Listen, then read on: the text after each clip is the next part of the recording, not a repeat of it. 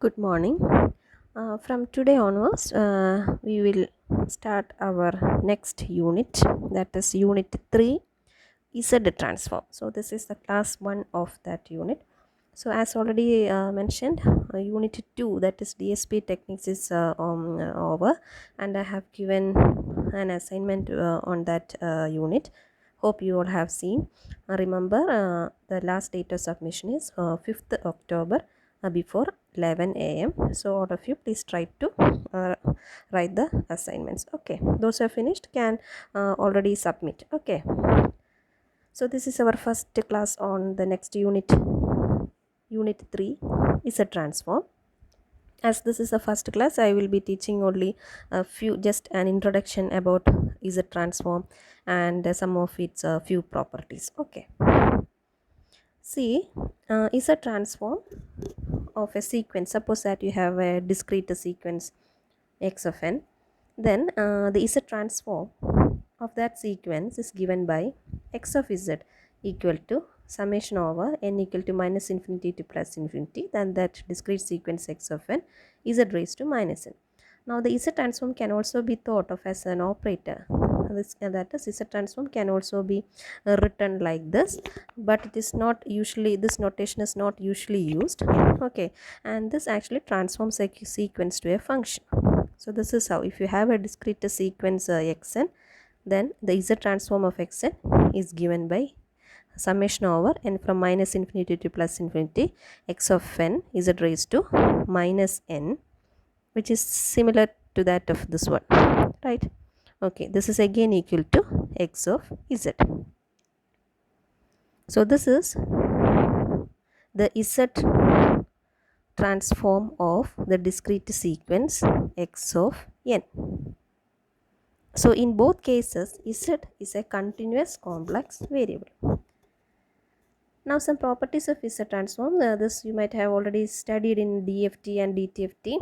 One is linearity property. See, if you have a discrete sequence x of n, then it on undergoing Z transform, that is ZT, as said before, you will get the representation as x of z, and if you have another discrete sequence say y of n, then on applying Z transform you will get it as y of z. Now linearity property states that a variable, say a constant say a multiplied with x of n, that is this particular sequence, plus another variable say b multiplied by this particular sequence y of n, on applying Z transform will give a x of z, this one, plus b y of z. Next is time shifting property. Again the same sentence, if x of n undergoing Z transform gives x of z, then time shifting property states that x of n minus m undergoing Z transforms gives z raised to minus m x of z. That m actually stands for the time shift. Next is multiplication by exponential sequence property. If x of n undergoing Z transforms gives x of z, then multiplication by an exponential sequence property states that this a raised to n, the exponential, then that discrete sequence dot x of n undergoing Z transforms gives x of z by a. Next is time reversal property. If x of n undergoing Z transform gives x of z, then time reversal property states that x of minus n undergoing Z transform giving x of 1 by z. Here that negative sign indicates time reversal. Next is differentiation in Z domain or multiplication by n property. Again, if x of n undergoing Z transform gives x of z, then multiplication by n or differentiation in the Z domain property states that n raised to k x of n undergoing Z transform gives minus 1 whole raised to k z raised to k d raised to k x of z by d raised to z raised to k. I think this type of expression we have already seen while we have studied this Laplace transforms and all in your last semester, right? That is differentiation using Laplace transform. Now next property is convolution property.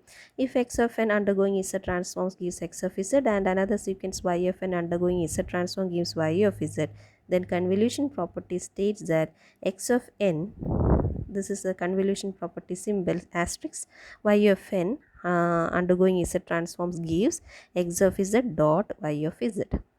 Next is correlation property.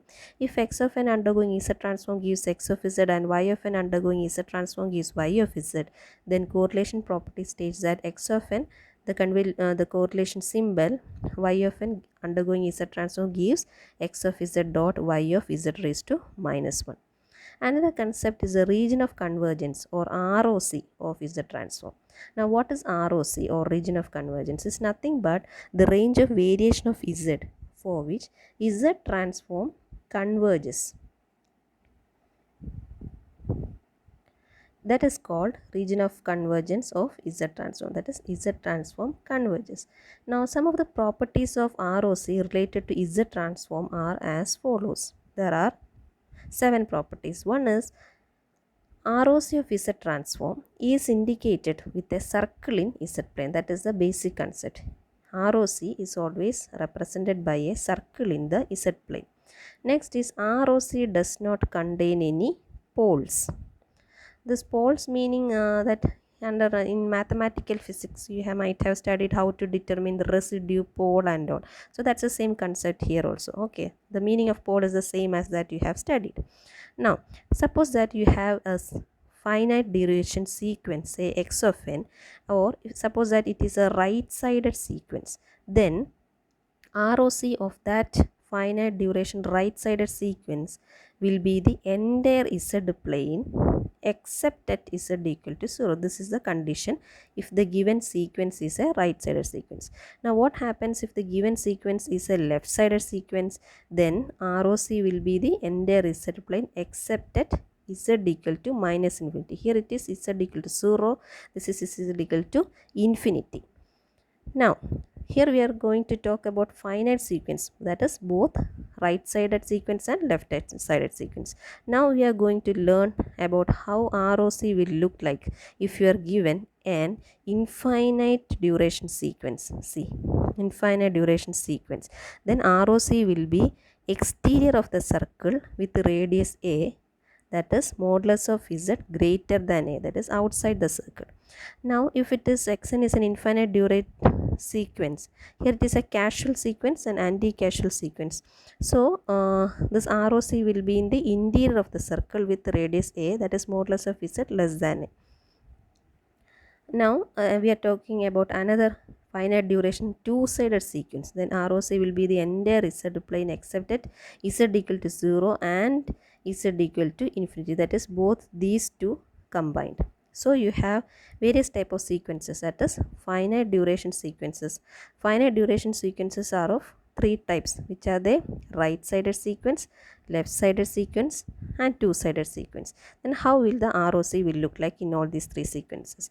Then we have studied about another sequence, that is infinite casual sequence and infinite anti-casual sequence, and how ROCs of these 2 sequences look like.